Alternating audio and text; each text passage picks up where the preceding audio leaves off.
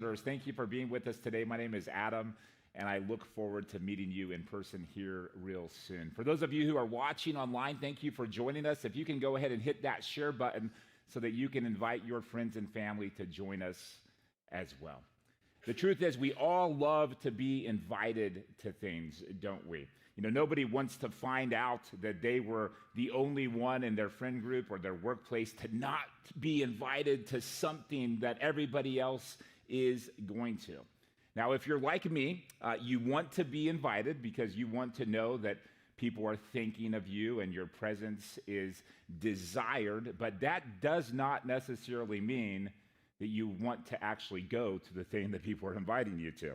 I once had a coworker who was moving, and I found out that all of my coworker friends had been invited to help them move that upcoming Saturday. And I thought to myself, how come I wasn't invited? I suddenly had FOMO, the fear of missing out. And so I went up to my coworker who was moving, and I asked him why I hadn't been invited. And he said, well, I thought that you would decline, that you wouldn't come. And apparently, they knew me better than I knew myself, because I said, no, of course I would want to come be a part of that. And so he invited me, and I immediately accepted, and I almost immediately regretted accepting helping them move, because helping somebody move that you know and that you care about is a true privilege, but it is tiring and it's exhausting and it wears you out. It's not something that you look forward to. It's the ultimate act of love and sacrifice. Well, a few days later, this coworker called me and said that they had decided to hire a moving company instead, and I was off the hook. Now, either he was telling me the truth, or he really didn't want to be in my presence. Monday through Friday was enough. He didn't want me to have to be around him on Saturday as well. Either way, I had experienced FOMO, the fear of missing out, and when I received that phone call saying I was off the hook, I experienced JOMO, the joy of missing out.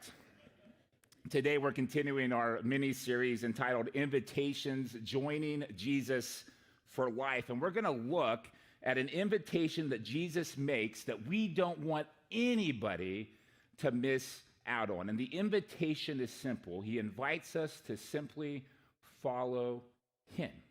In fact, that's the big idea of today's message. Simply follow Jesus. And that's pretty simple and straightforward. And the reason I wanted it to be simple is because sometimes us Christians, and maybe not you, but me and some other Christians that I know, we have a way of making being a Christian more complicated than it actually is. The first followers of Jesus were first called Christians, and that's a name that has stuck over the centuries. And every once in a while, a group of us decides that we need to complicate that word just a little bit to help clarify to others who we are and exactly what we believe. Now, it was in the 1600s when a few people realized that the word Christian kind of described anyone who was born in a Western or a Christian nation. And so if you were born in Europe or England, eventually America, you were automatically, by default, considered a Christian. And so as the Reformation was going on, some of the reformers said, you know what, we need to complicate this just a little bit so that we can be more clear. And so some of the Christians started calling themselves Reformed Christians. And it wasn't too many years later that word lost some of its luster, because Reformed was a catch-all for anything that was going to be improved. There was social reform and political reform. And so somebody, in fact, it was a friend of Billy Graham's in the 1950s, said to Billy Graham, we need to start using the term evangelical. Now, evangelical is a great word. It actually comes from the New Testament. It's the Greek word for good news, but it had never been used in this way before. And so now some Christians called themselves evangelical Reformed Christians. And after a while, some people who were in politics, without really having much faith at all, would use that word evangelical to help themselves get some votes. And so other Christians said, we got to come up with a different term, just to to clarify, yes, but to complicate things a little bit more and for the sake of being correct. And so in the 1970s, there was a guy named Chuck Colson. Some of you guys have heard of him, Charles Colson. He became a Christian, and he wrote a book called Born Again. It's a great book. And again, born again is a great term. It's in the scripture in John chapter 3 when Jesus is having a conversation with Nicodemus and says, we must be born again. And so now a lot of Christians in the 1970s started calling themselves, I'm a reformed, evangelical, born again Christian.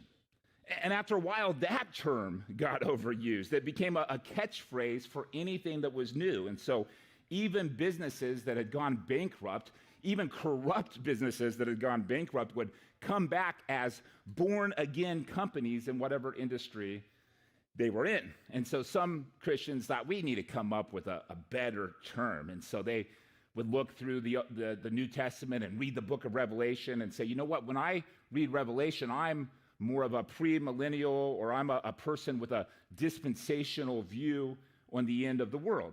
And then other Christians would say, well, when it comes to my politics, I need to be more clear. I'm socially liberal, but politically conservative, or whatever box they wanted to put themselves in for clarity's sake. Other people said, no, we just need to focus on the family. Like, the family is what's most important, and we need to be family-oriented Christians.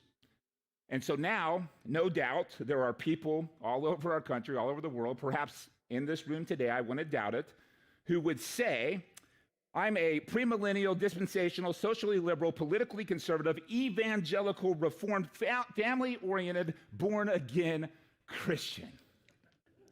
And I think that we can all agree that that's just a little bit too complicated.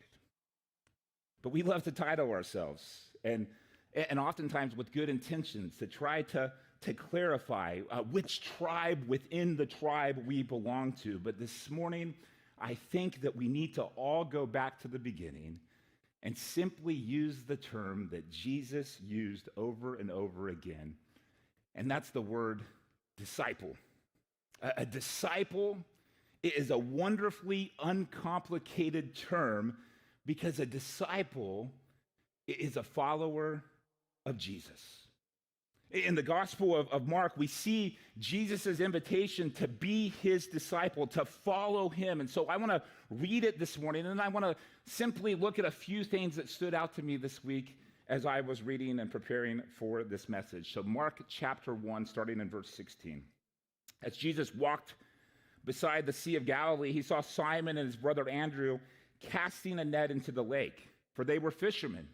Come, follow me, Jesus said, and I will send you out to fish for people. At once they left their nets and followed him. When he had gone a little farther, he saw James, son of Zebedee, and his brother John in a boat preparing their nets. Without delay, he called them, and they left their father Zebedee in the boat with the hired men and followed him. And so this is how Jesus started this incredible movement that changed the world, that is still happening today, 2,000 plus years later. He simply called disciples. Put down your nets. Leave what it is that you're doing. Tell your families goodbye and follow me. It's not always easy to do. Sometimes it's hard to do, but the invitation is simple. And the invitation is to a life that is unlike any life that you can ever have on your own. But I do think that it's important for us to remind ourselves what Jesus did not say to Peter and to Andrew. He did not say, I need you to know 100% about who I am, to know everything about me, to believe all the right things about me, because then I'll let you follow me. In fact, it seems like they knew very little about him in the beginning of the journey. They took the little bit of faith that they did have, and they followed him with that faith, and their faith grew as a result. Jesus didn't come up to James and John and say, hey, I want you to look at this statement of faith, and once you're 100% comfortable with the statement of faith and you can wrap your mind around every single one of these perfectly, then I'll let you participate in the mission. He didn't say, clean yourself up, get your life in order, and then you might have a chance to be my apprentice. He simply came up to them and said, follow me, which is an incredibly simple invitation, but I think we need to understand the implications of that simplicity, because as a society, we have some pretty odd ideas about what being a Christian requires. You know, if we were to just ask somebody on the street, what does a Christian do? One of the things they might say is that a Christian agrees to a list of statements. The Trinity is true. The Bible is God's word, true. You know, Jesus is born of a virgin, true. And we go down the list of essential beliefs, which is good to have. We have essential beliefs that help us form who we are as Christians. But I think that sometimes what happens is we make it so much about that we don't realize that there's more to it, that Jesus doesn't require us to have all that figured out when we begin the journey with him, does he? Think about it for a moment. You know, there's way more to a relationship, to entering into a relationship, than simply saying true to something.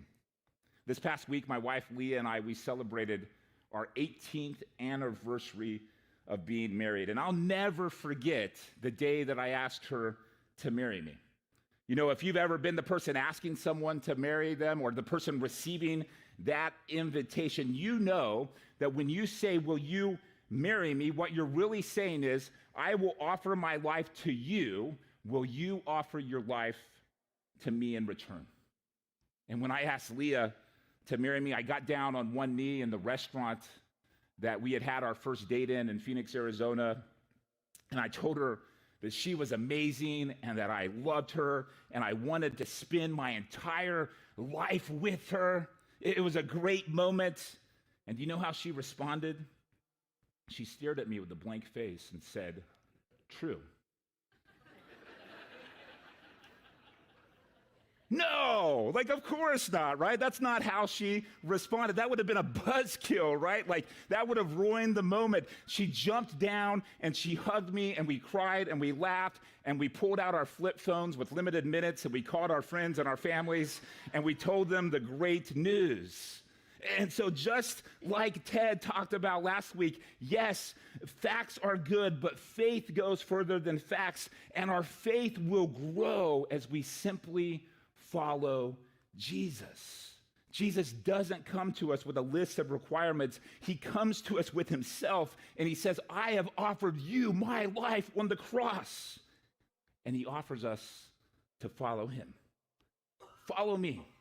And in that moment, we're invited to not simply agree to a list of stated beliefs, but to receive a relationship with the living King of the universe who loves you and who has a plan and a purpose for your life as you follow him, partnering with him to bring up there down here on earth. And my guess is that there's more than a few of you out there, and I know this because it's happened to me and I've seen it happen to so many people in churches who wonder why their spiritual life is so dry. Well, oftentimes, perhaps even without realizing it or thinking about it, we've taken good things, important things like statements of faith or theological camps that we've enriched ourselves in, and we try to make them our saviors. We make our faith all about the set of beliefs or all about being with this group of Christians. Jesus invites us to a better way, to put our faith in him and to watch it grow and to be a part of the mission that he's called us to as we simply follow him. Ask another person, what does it mean to be a Christian? And they might say, well, it's all about your behavior, right? I mean, how many people say, I can't be a Christian because look at all the hypocrites out there. I mean, look at their behavior. And even us church people, sometimes we can get it mixed up. We have this checklist and we go, okay, you go to church, check. By the way, great job, everybody. You're here today. You give money. I don't know if you gave money or not, but if you did, check, right? You serve on a ministry team, check. These are all good things, but why do we do them? You know, you do all the right things, you say all the right things, you dress a certain way, you look a certain way. You know, that's what Christians do. That's a saying, right? It's the Christian thing to do. And so we have this checklist, and it's check, check, check. And Jesus says, no, no, no. It's not that those things are bad. Those things can be beautiful, and those things can be good. But when we make it about those things, you're missing out on this life that Jesus is inviting you to experience. When Jesus comes to his disciples and says, follow me, he doesn't require a specific behavioral pattern at the beginning of the journey.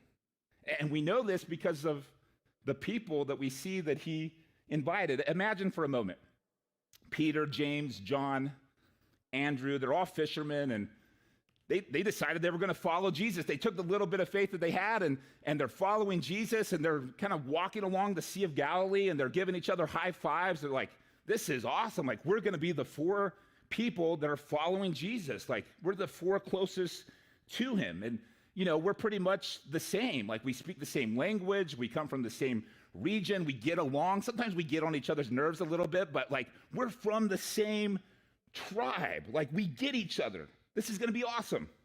And then Jesus takes them up to this guy named Matthew, the tax collector. He's in a tax collector's booth, and Matthew's job is basically to steal from the poor and give to the rich, which is the opposite of Robin Hood, by the way, right? And Jesus says to him, to that guy, follow me. I can imagine the other 4 fishermen going, what? Like, Jesus, like, we were feeling pretty good about this group. Like, do we really need to add somebody else? You're going to invite who? A tax collector? An IRS agent? Really? Like, they're the scum of the earth, pure evil. He's a thief. You can't invite him. And Jesus says, oh, yes, I can. And I just did. He doesn't require good behavior to begin the journey with him.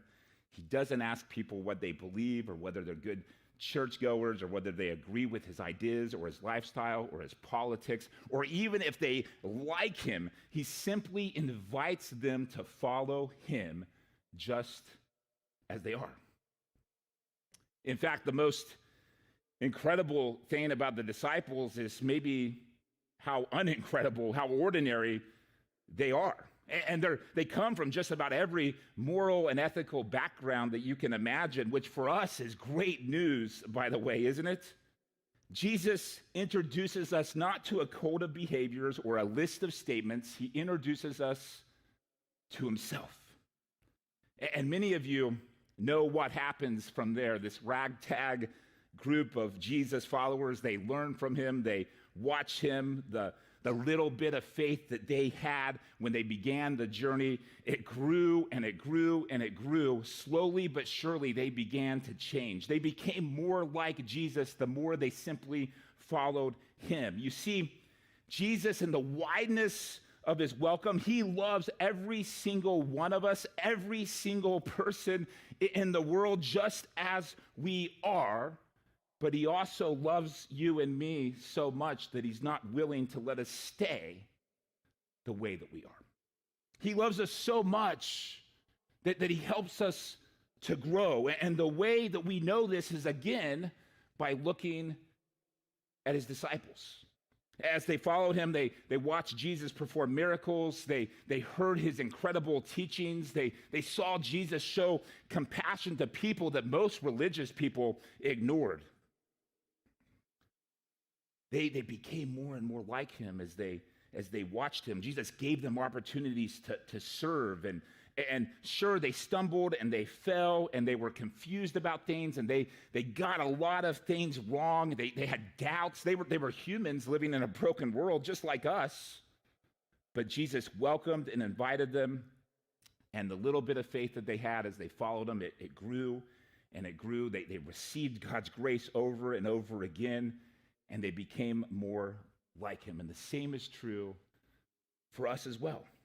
You know, some of you in this room have seen our statement of faith when you come through our C3 connect, and maybe you didn't understand or agree with all of it. That's okay. That does not disqualify you from exploring or beginning to follow Jesus. Perhaps you hear a message that you have questions about, or you disagree with, or you read the Bible and you just don't understand something. That does not disqualify you from following Jesus. Maybe there's something in your past that you're ashamed of, that you don't want anybody to ever find out about, that you don't want anybody to ever know about. That does not disqualify you from following Jesus. Jesus says to you and to all of us, I know about your doubt.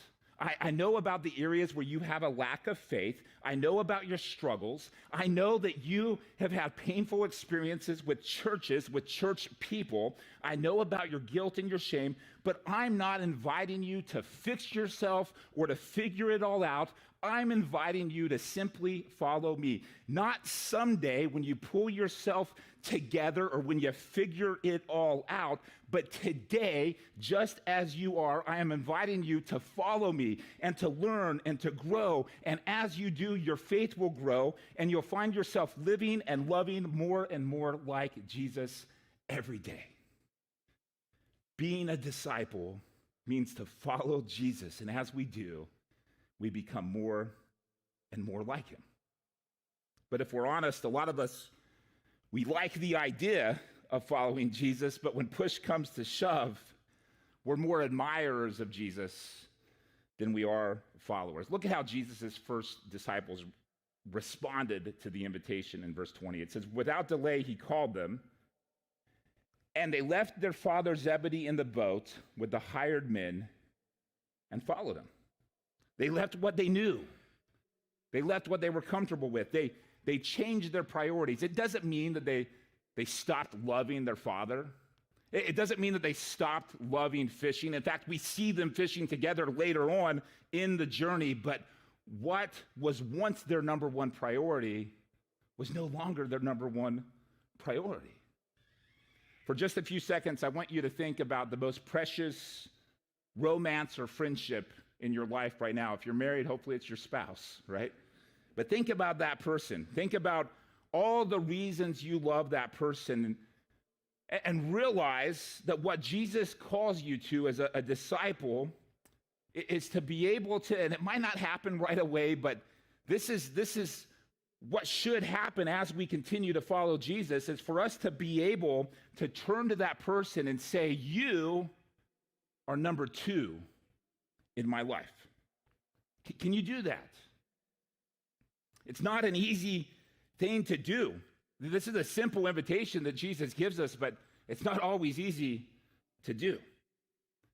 But by the way, the moment that you turn to your spouse, or if you're not married, your boyfriend or your girlfriend, or maybe your best friend, whoever it is, and you say, you are number two, I'm going to put you one rung down, one big rung down from Jesus, like you're here and Jesus is here, the relationship changes for the better. Matthew 6:33 says, seek ye first the kingdom of God and his righteousness, and all these things shall be added unto you. That means that if you're a husband saying that to your wife for the first time, welcome to the world of being a better husband than you've ever been before, because as you follow Jesus and put him first, you will grow in your Christ-like characteristics, and you will become a better husband, a better father, a better wife, a better mother, a better friend. If you put Jesus first in your life, you'll notice that you're growing in your love and your joy and your peace, your patience, your ability to handle conflict in a more Christ-like manner, your willingness to serve sacrificially. And you'll notice, wait a second, I can try to be the best husband, or I can try to be the best Christ follower. And as I'm the best Christ follower, this just seems to work itself out. In Luke chapter 9, somebody comes up to Jesus and says, man, I'm a fan. I could just picture him asking for an autograph and like maybe taking some pictures if he had a cell phone, but they didn't back then. But he says, you're doing a great job. You're the best. And this was somebody who had some influence in society, but he was well-liked And I could picture the disciples just excited, man, this guy, if we can get him into our tribe, man, we're going to have some clout. Like, this guy's got good influence in our community. And Jesus looks at this guy and says, it's all good. And then he says, I want you to know, though, that foxes have holes to live in and birds have nests, but the Son of Man, Jesus said, referring to himself, I have no place to lay my head. In other words, you're invited to follow me, and you're going to have the best life that you can possibly have as a result, but it's going to be a different kind of life, and some of those comforts and some of those things that you're putting number one right now aren't going to be able to be number one any longer. And the man kind of goes, oh, you're great, lowers his head and walks away. And I can imagine the disciples saying, Jesus, what are you doing? And the answer is that Jesus is not looking for people to follow him on Twitter or to admire him from afar. He's not looking for people who only like what he gives out, the healings and the miracles, who can give him assurance of salvation, as incredible as that is to receive. He's looking for disciples, for followers. Come and see, follow me, Jesus says. I don't know about you, but every week I watch Jan and John up here and the entire music team. You know, Allison and Mike did a great job today. The whole crew, Miss Ramos, unbelievable. This crew is just awesome.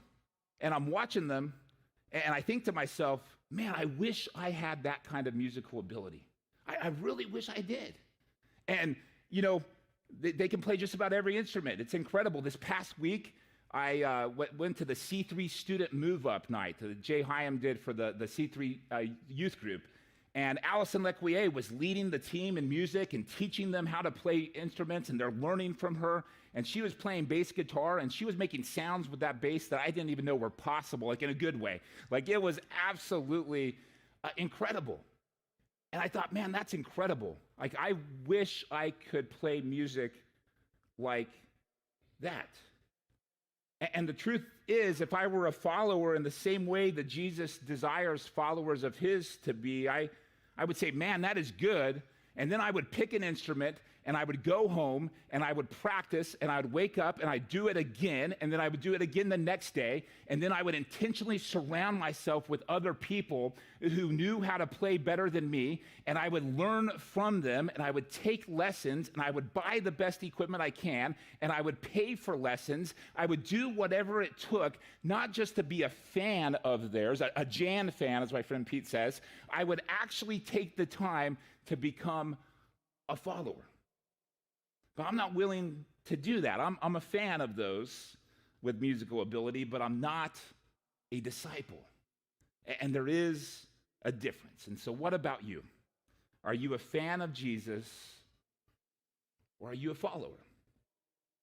And so this week, with our next steps, I just want you to really prayerfully consider a few questions. The first one is, in what ways have I complicated what it means to follow Jesus? And this is for ourselves and for other people. You know, am I letting certain things I don't understand keep me from moving forward and following Jesus because I struggle with believing this certain theological belief? Is that keeping me from taking my next step of faith?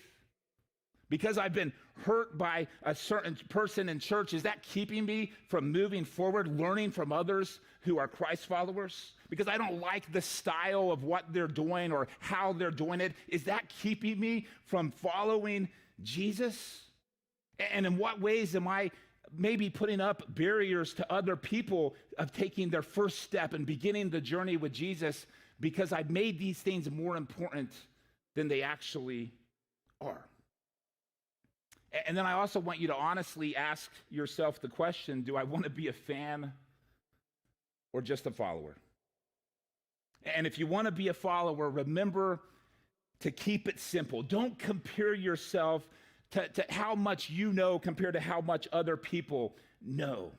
Simply take your next step of faith in Jesus, making Jesus a higher priority today than he was yesterday, and ask God to give you the strength to work towards making him your number one priority. Keep showing up to church and connecting with other disciples and reading the stories of Jesus and the great New Testament and Old Testament and how they all come together and how the Old Testament points to Jesus and tells this great big narrative that we are still continuing in the here and now. And as you do that, you'll become more and more like Jesus in the way that you love people, in the way that you see people who are different from you, in the way that you're willing to sacrifice and to serve other people, to put your priorities down here and to put the priorities that God has given us up here. And over time, you'll notice I'm beginning to change. I'm not just a fan of Jesus.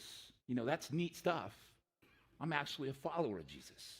I still stumble and struggle and have doubts and make mistakes and need grace, and I still have a lot of room to grow, and I don't know all that much, but man, I'm more like Jesus today than I was yesterday. I'm more like Jesus today than I was 5 years ago.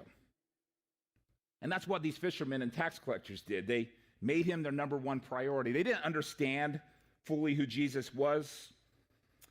They learned from him. They followed. The little bit of faith they had grew.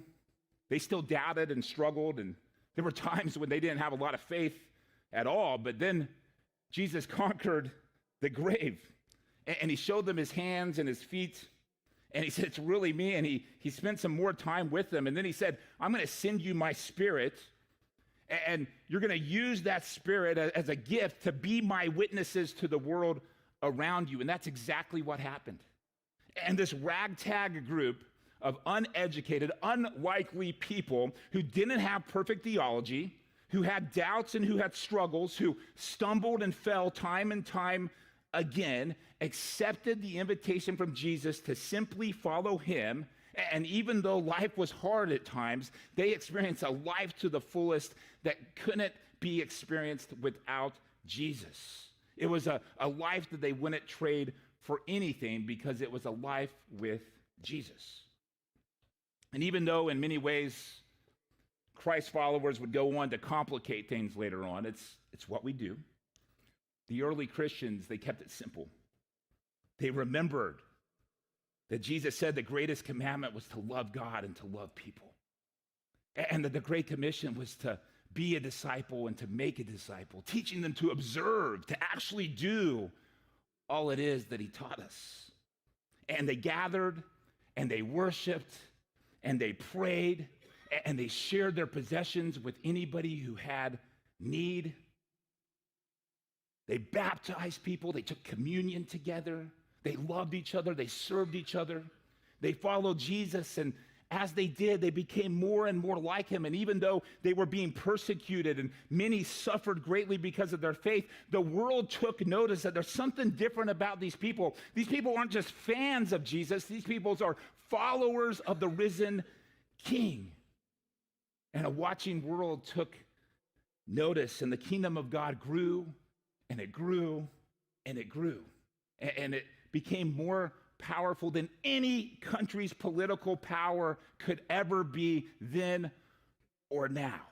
And here we are 2,000 plus years later, still sharing the good news and living the same mission to love God and to love people, to be disciples and to make disciples. And how do we do it? By simply following Jesus. Let's pray.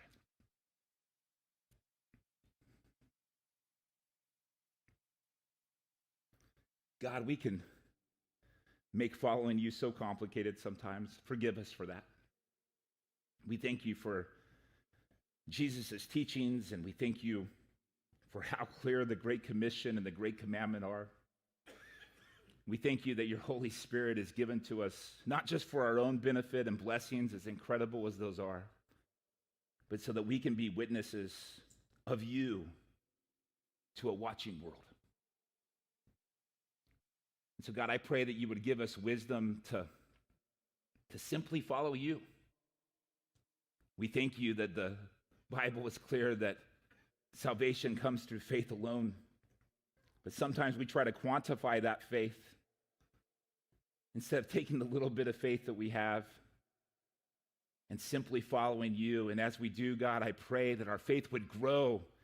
You said that faith the size of a mustard seed could move a mountain. And so, God, I pray that every single one of us, that the faith that we have, we would take action on simply by following you, by loving others, by being your disciples, by making disciples. And as we do, I pray that the Ohio Valley would take notice and that people would surrender their lives to Jesus. And I pray that as we move from being fans to being followers, that many more that we know in our workplace, in our neighborhoods, in our communities, that they too would become followers of Jesus and that they too could be a part of your great mission here on earth. As we move into a time of communion, I pray that we would reflect on our own struggles of how we make things more complicated, or we've let other people make it more complicated in our mind than it really needs to be. I pray that we would reflect on your life and your death and your resurrection, and with great joy, we would remember you so that we can move out and be your witnesses. In Jesus' name we pray. Amen. As we move into a time of communion, the elements are in these self-contained packages that Ted mentioned earlier. If you don't have one, you can go back and grab one. You can even slip your hand up and keep it up, and we'll have an usher who will come and give you one. Here at C3, we practice open communion, which means you don't have to be a member of this specific church to participate. Parents, we do leave it up to you to determine if your children are old enough or understand what communion is about and whether they should participate or not. Jesus gave us 2 sacraments as a church to continue. One of them is baptism, which we're going to be doing next week. Many of you are being baptized, many of whom are first-time decisions to follow Jesus. We have about 10 people being baptized next week. It's going to be a special service. Come celebrate with us. We had 8 just about 5 or 6 weeks ago, and here we are again with 10 more. God's doing a good work. And then also the Lord's Supper or communion, which here at C3 we take on the first Sunday of every month. The elements in the self-contained package, many of you, I heard you opening already. There's a thin layer. You can go ahead and open up that first layer if you haven't already to give you access to the bread. You see, Jesus spent 3 years with this group of ragtag disciples who were simply following him, and they stumbled and they fell and they doubted and they struggled, and Jesus told them what was happening. And on the very night that he was betrayed, he comes in and he washes the disciples' feet, something only a servant does, modeling to them what he's calling us all to do as Christ followers, is to serve one another, to show love sacrificially. And then they sat around a table, and Jesus took the bread, and he blessed it, and he broke it, and he said, "This is my body, which is for you. Do this in remembrance of me. Likewise, take and eat."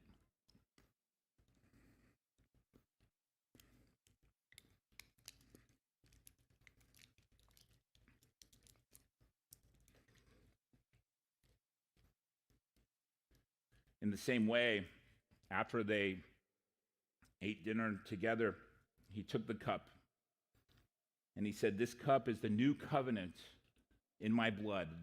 Do this whenever you drink it in remembrance of me. Likewise, take and drink." Let's pray. God, we thank you for the gift of communion, where we can remember your life and your death and your resurrection, where we can remember your servants' hearts and your sacrificial love. God, we thank you that grace comes through faith alone, but it's also your grace that allows us to accept the invitation to simply follow you. And as we do, we become more and more like you, and the world around us takes notice, not for our glory, but for yours, and for their ultimate good as well. God, thank you for Jesus. Thank you for the invitation to join him for life. May we all simply follow Jesus. It's in his beautiful name we pray.